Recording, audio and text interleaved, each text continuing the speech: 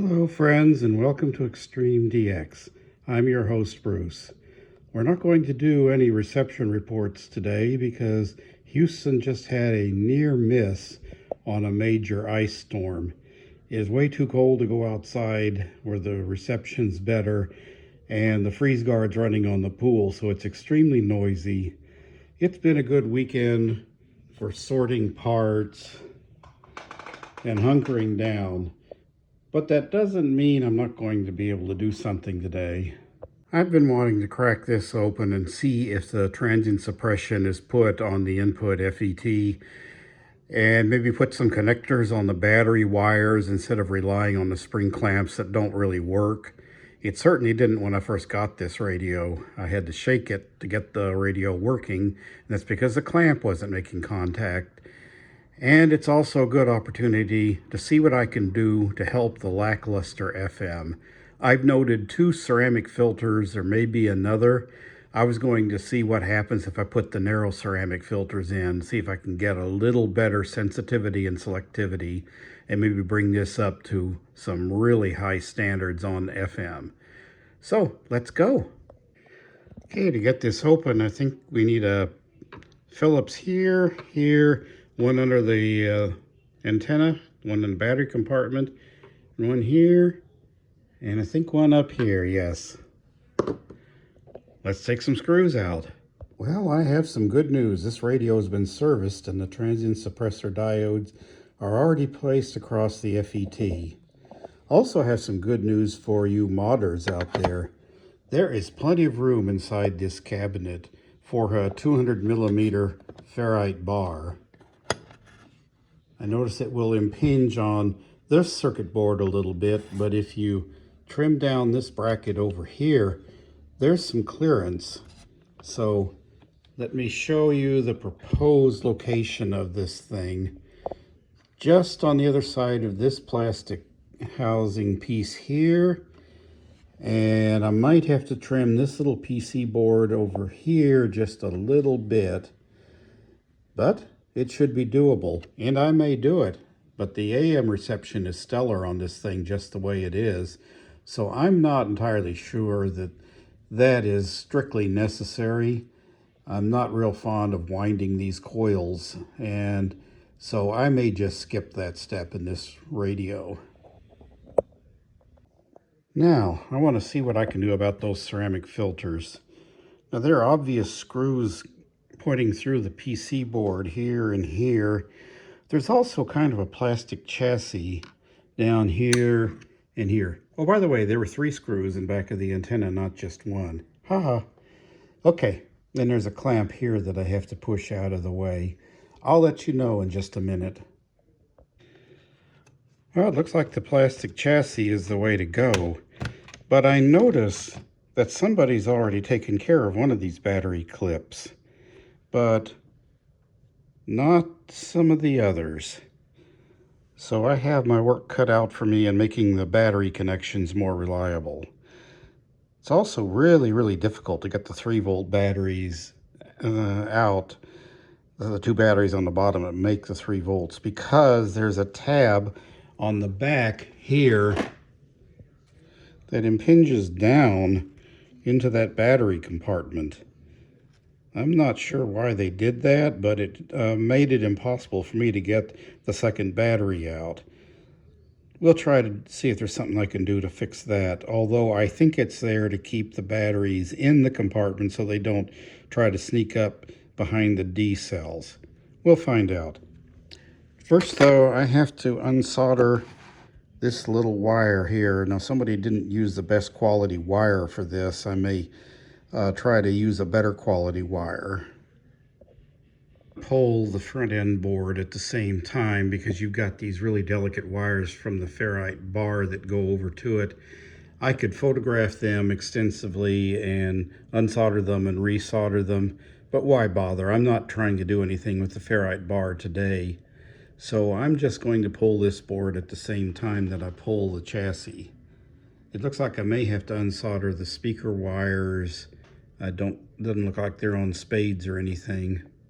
Or maybe I just pull the speaker too. Sometimes on these used radios, dust gets inside the speaker, So maybe I'll just do a complete disassembly, get all the parts out of the front chassis, and then do a thorough cleaning. Talk about these spring clips. Here's one for the antenna.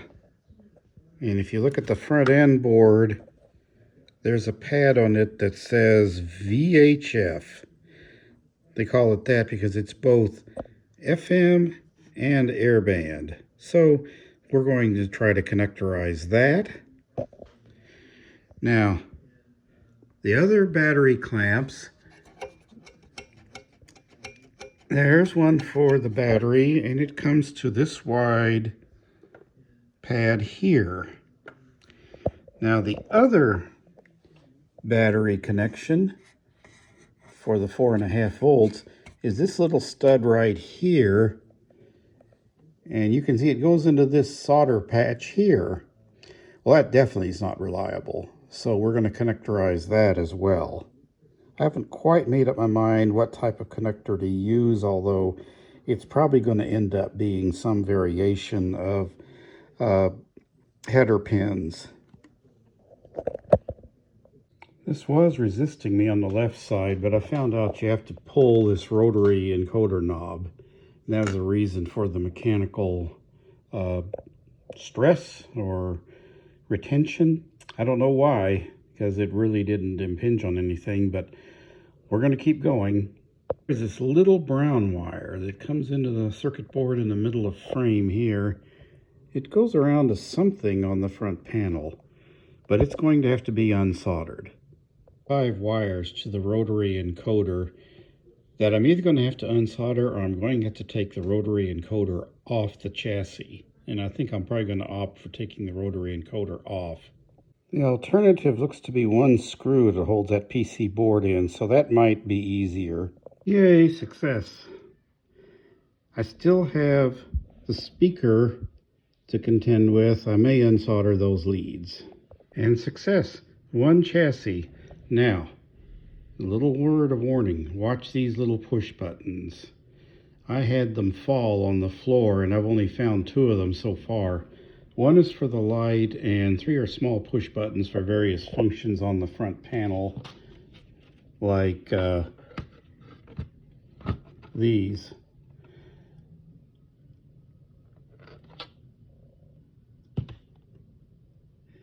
The rest of the push buttons on the front panel are constrained by a nice big piece of plastic, but not these.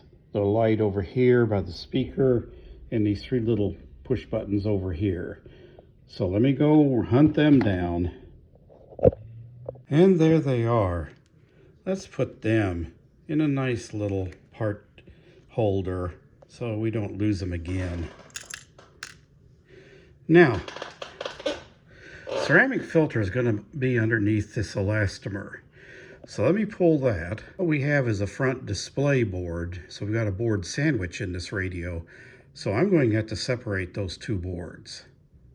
2 screws and 3 tabs loosened the display board, but I found that it was far easier for me to simply do some tabs on the radio board that I've already taken the screws out of, and then I can lean this board back. It looks like the 2 flex cables go into connectors, so I'm going to disconnect those, and I should be able to get to the ceramic filters. I can see one right here in the middle already, so it should be fairly easy to change these out, provided I don't have to take off some of those RF shields on the other side of the board, which should be a pain, but I can do. Just those press type connectors you pull up on the housing. It relieves the stress on the flex cables, and they pull right out, so it should be a snap to put them back in. I can see the 2 ceramic filters now. There's one up here by this hole, and another one down by the LA1205 FM chip. So let's get those out and put them on the Nano VNA and see what they are. Guess what? Neither is under an RF shield. They were close to RF shields, but neither was right under it. It's not encouraging. The markings of these lead me to believe they're just the standard old 280 kilohertz Murata ceramic filters that are in just about every radio. So let me measure them and make sure. Now, because this is a digitally synthesized radio, I'm going to have to use some special ceramic filters that are sorted to be right on frequency. That's unfortunate because I don't have that many of those, but it'd be worth it for a radio of this caliber to have the FM up to standard. Ceramic filter 1, a little knobby on the right-hand side, and it's pretty wide. Oh, dropped the thing. All right. And ceramic filter 2. Yuck. Let's get some better ceramic filters in there. And first two out of the bin look to be pretty good. This is 1 and 2. This one's a little better centered, so I may sort and try to get one that's centered a little bit better. But first I want you to see the contrast between a narrow ceramic filter and a wide one. Wide? Oh, got it? Going to have better selectivity on the radio with the narrow ceramic filter. This is especially important in today's world of HD, FM, and all those sidebands and everything. This will at least get rid of some of the sidebands. Here we go. 10.7 is the ideal in the middle. This is 10.696, 10.694. See that little lump down there on the left? I'm going to see if I can find one that doesn't have that characteristic. Skip it, unless I want to go surface mount. I'm not finding better. This is going to be a huge increase in performance no matter what filters I pick out of the 150 kilohertz bin. So let's go with them. I always keep the original parts with the radio. There are originalists out there, and if I ever sell this radio, it's a selling point to tell them that the original parts are still inside the radio if they want to go back to them. The other battery compartment for the 3-volt battery shows itself here in this gap on the elastomer. Now, it's going to this carbonized section. I'm not sure I want to try to solder to that. So let me see if I can find where that comes out and solder to an actual copper connection. And here it is. There's a little via right there, connected up to the copper underneath this carbon. It's about 10 ohms or more to where the battery connects over here to where it connects to the via, and it's about 3.6 ohms as you get closer to the via. Now, if I have to put a series resistor, I will, but for now I'm going to try a very small gauge wire going into that via and make that come out to the connector and try to make the connection that way. I think it'll be a lot more reliable. How about some nice reliable bus wire? It won't break like wire wrap wire. And that's it. Got it back together, reversing what I did to get it together. This is a 96.9 KSBJ affiliate down the coast, I think about 80 or 90 miles, right next to a strong 97.1. See if I can find some others. Peak low power on 103.5. Rim shot on 103.7, probably about 80 or 90 miles away. A weak 98.3, I think that may be in Columbus, Texas. A weak 95.3. Power 94.9. Next to a low power 95.1. Selectivity is amazing. So those narrow ceramic filters have really helped this radio. 91.7. Next to a weak 91.5, which was also next to a 91.3. Very weak 88.1. Here's that weak 98.3 on the Kodosin DX286.